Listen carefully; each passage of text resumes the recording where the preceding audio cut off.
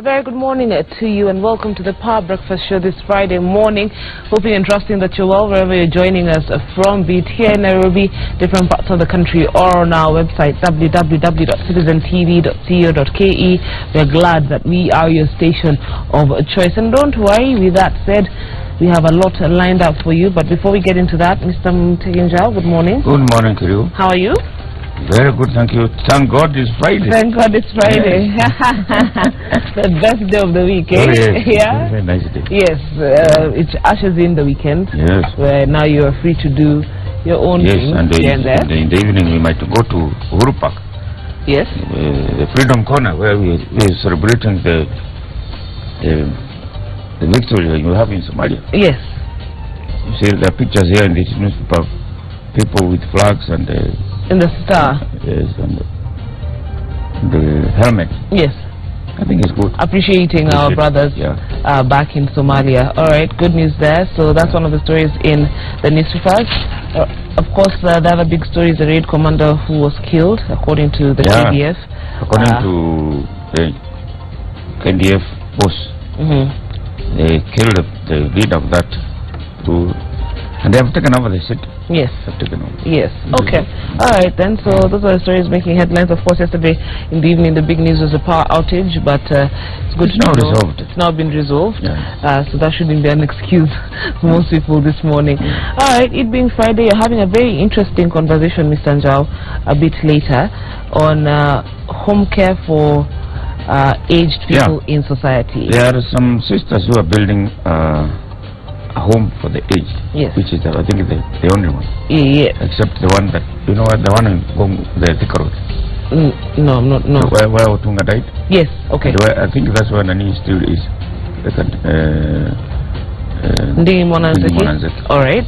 Now they're building one in Kisiri. I think it's a great thing. It's a thing about 600 million. But Mr. Njau, the question is, are we as a country ready to allow our aged to go into that's the question. To homes? Yeah. You know, seeing as this is not America. This is not America. People want to take care of their parents. Yes. But we urbanized. That's the other thing. Modernization. A lot of people actually leave their homes and they go and settle. They go and live in apartments. Yes. And suppose you can't afford an apartment, what happens next? All right, okay, interesting conversation there. Yeah, lined up in our first interview. And then the big story, of course, in the last about 2 weeks in the music world has been the issue with Elani coming out to speak and saying that the Music Copyright Society of Kenya has not been fair to them, has not been rewarding them their dues. And so we want to have that conversation and understand where exactly this is coming from. Because for me, my question is, why speak a year later? You've had these issues going on, you've known what has been going on, why speak a year later? So we'll be having that conversation a bit later. And then, as the norm here on Fridays, we have beautiful music. Today we'll be doing a bit of rumba, and we'll be understanding that genre a bit more. But you know what I learned, Mr. Njau, earlier this week?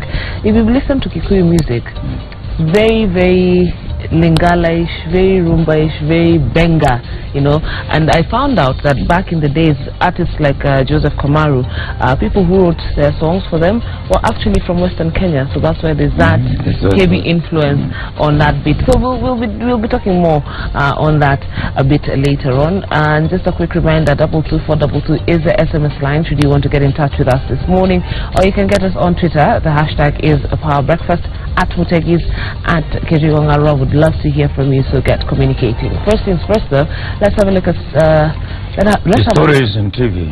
Yeah, thanks, Mr. Njau. Stories found themselves on TV. The stories that found themselves on TV. Let's have a look at that. Yeah.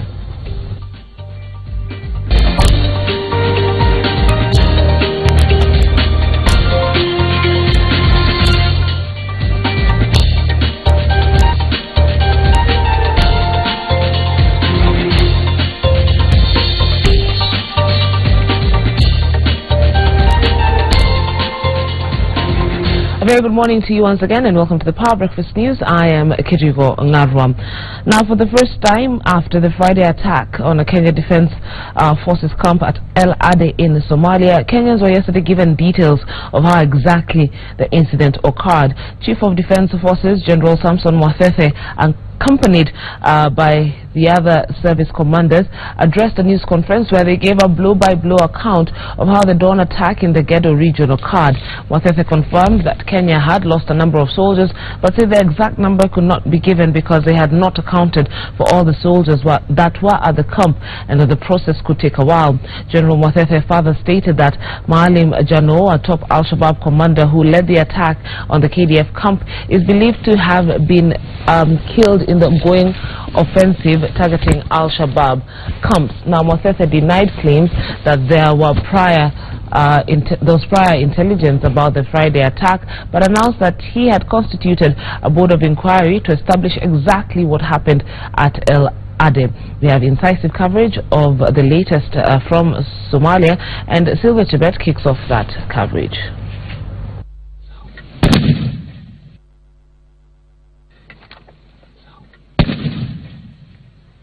After nearly a week of lack of concrete information about that attack in El Ade, the chief of the Kenya Defence Forces, General Samson Mutegi, was finally forthcoming with some details about the incident, specifically how it unfolded. At around 5:0500 hours, the first vehicle-borne improvised explosive device, the VBID, drove through the adjacent Somali National Army camp. The Somali troops, who share a perimeter fence with the Kenyan forces, according to KDF, fled, giving the enemy easy access to the Kenyan camp.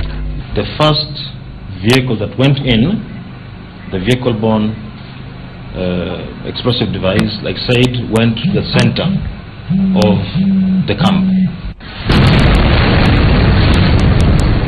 Unfortunately, that is the area that has the comms center plus the OCs and the officers.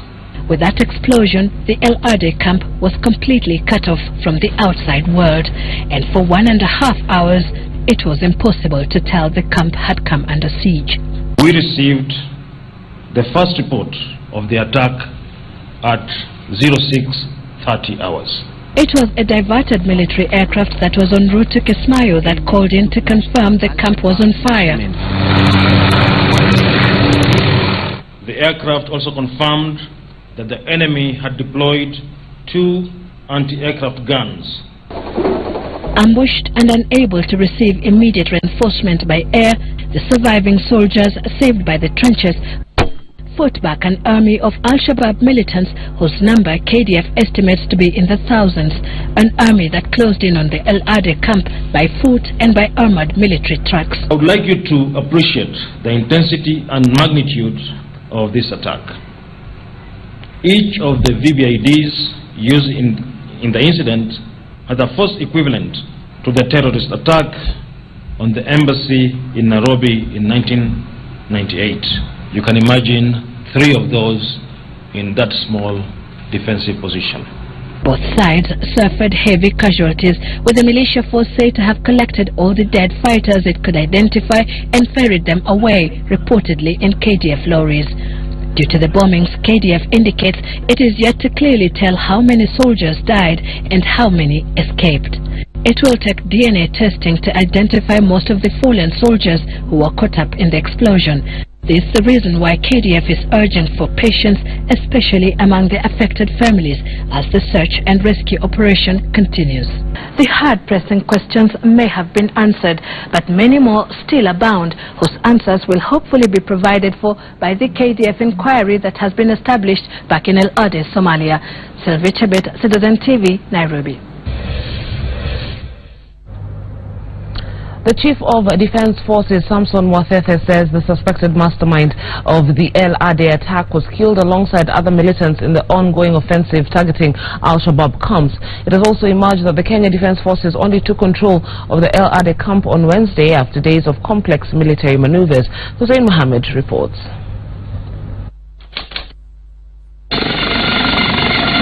Immediately the Kenya Defence Forces were alerted of the attack, 2 helicopters were dispatched from the Sector 2 Command in Doble, Somalia, to assess the situation in El Ade.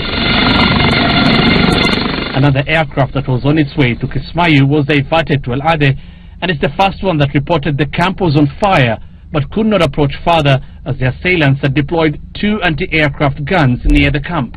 The safest option was to send in ground troops. We mobilized troops from Mandera, Elwak and Wajir, who immediately embarked on a 10-hour movement to reach the concentration area in Damasa. In the meantime, the air surveillance team spotted Al-Shabaab looting and loading the loot onto trucks. Again, we had to delay our attack on the trucks until they moved out and away from our troops and out of the camp, which they did at 1200 hours. 10 minutes later, and safely away from the KDF troops, the attack against the enemy began. The air bombardments were extended to another 2 trucks being driven by the Al-Shabaab, spotted at 3 p.m. The convoy with more vehicles was engaged by our jets at 1500 hours, while the second convoy moved into the center of Walgadut town and could not be engaged and is still being searched. That evening, the first group of survivors that were moving close to the Kenyan border were rescued by the helicopters.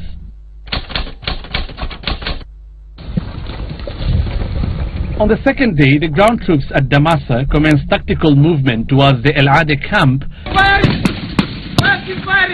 but there was resistance on the way from Al-Shabaab fighters who had also placed explosives along the route. In the meantime, search, rescue and recovery continued, with our helicopters rescuing more survivors. Further, aerial survey confirmed 2 enemy camps which were destroyed in 2 waves. Ground troops advancement continued on the 3rd and 4th days of action, that is Sunday and Monday this week, with the search and rescue operation also continuing, and the first group of fallen heroes were airlifted on Monday evening. Al-Shabaab camps were in the meantime being bombarded. We also attacked 2 Al-Shabaab camps, one in the morning and another in the afternoon, where it was believed that Maalim Jano, the leader of the Abu Zubayr brigade who led this attack, was killed. It was on Tuesday that the Kenyan took control of the El Ade camp. Ground troops took full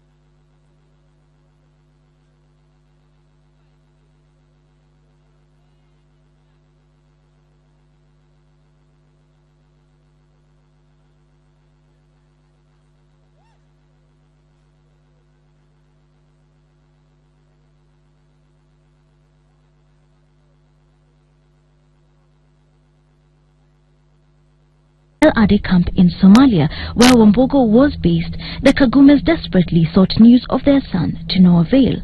Unlike other parents, they worried as they waited, prayed fervently and hoped, and their prayers were answered. Though Wambogo sustained gunshot wounds, he is progressing well in hospital. But in the midst of their happiness, like other military families, they know the story isn't over yet, bracing themselves for the idea that their son could still return to the front line. Huwezi kumwambia waje kazi na hiyo watu ndio wanalitolea, ndio wanafanya tufanye ile kazi tunafanya, sababu tunajua iko watu wanatulinda. But they won't dwell on that. Instead, they are preparing a feast, a celebration of a lucky escape. President Kenyatta is on Friday morning scheduled to visit the injured troops at Armed Forces Memorial Hospital in Nairobi. The head of state will then join families of the injured soldiers for a special remembrance event.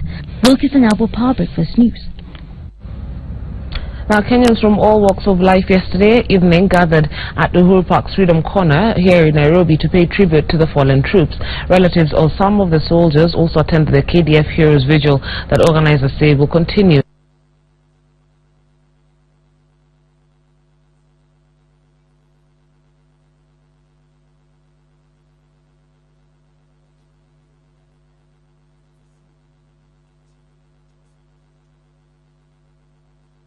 Chuki na ukabila hatutaki hata kamwe, lazima tuungane, tuijenge nchi yetu, pasiwe hata mmoja anayetenganisha.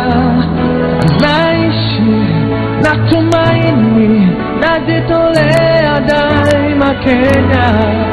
Hakika ya bendera ni uthabiti wangu, nyeusi ya wananchi na nyekundu ni ya damu, kijani ni ya ardhi, nyeupe ya amani.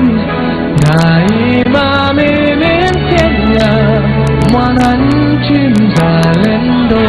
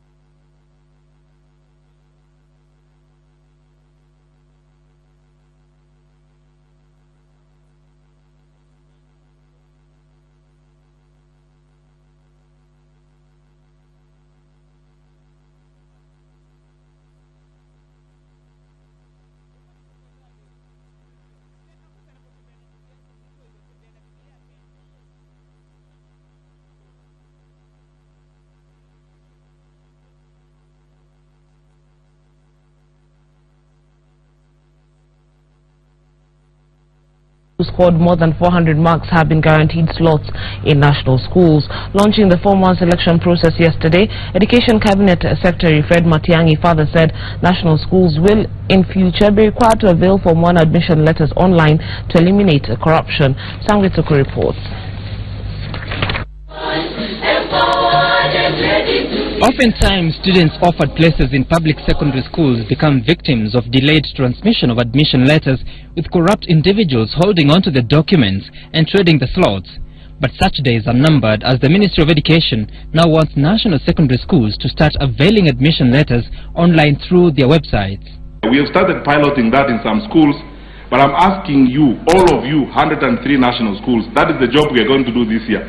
By December this year, all your letters of admission should be available online. But it is joy for top performers in last year's KCPE exam, as the Cabinet Secretary announced that all the 7,560 candidates who scored 400 marks and above will be treated equally, all getting the first priority in filling the 23,000 slots in national schools. If you subtract 7,056 from 23,000, you discover you have 16,000 places. You will find that we have taken a student from Mandera or Garissa to Alliance High School. They may be having like 322 marks. Over 730,000 candidates are battling for slots in the rest of the public secondary schools, the hottest competition being in the extra county schools that have 64,000 positions. The ultimate test of the fairness of the selection process will be determined in a few days when the results for the extra county selection process are determined, schools that have oftentimes been at the center of controversy. But since extra county schools are also national in a way, we expect that they will ensure that children from both private and public are taken care of. If there are any problems, then we'll discuss once we have the figures. Matiang'i's recent impromptu inspection visits to schools has alarmed the teaching fraternity. You have come in the Magufuli style, hands-on, but the teachers told me that in the modern society, it's not bad to send an emissary and prepare them, and we share how you can do that work very effectively without causing daily scare and worry about what will happen. Even next week I'll be in some schools, so we'll continue working together.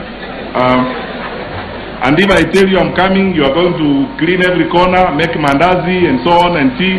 To know which schools they will be joining, successful candidates can send short message texts of their index numbers to 20042.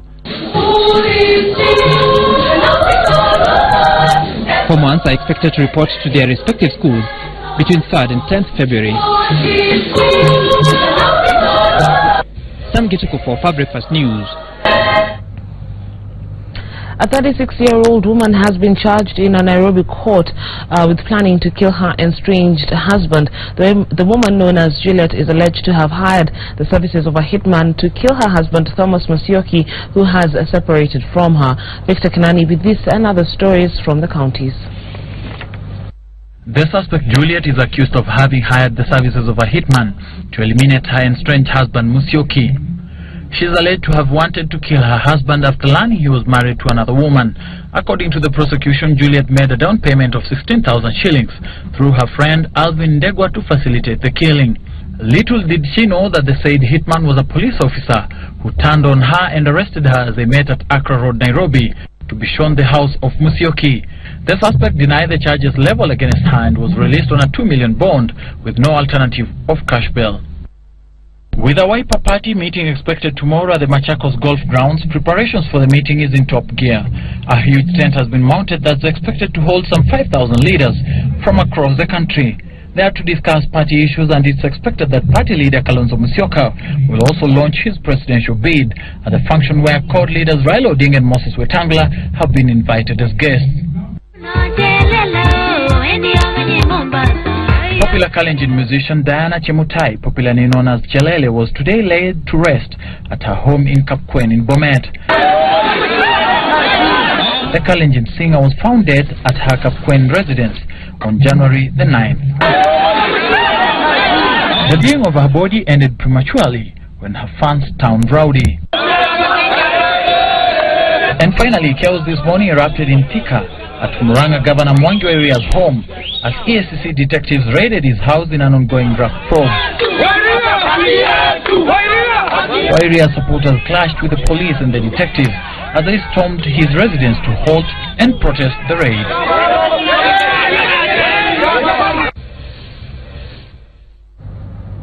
That story marks the end of the Power Breakfast News for this hour. Many thanks for joining us. Up next is a newspaper review. I will be joining Mutegi Njau, so stay tuned for that. For now, let's have a short commercial break. Good morning.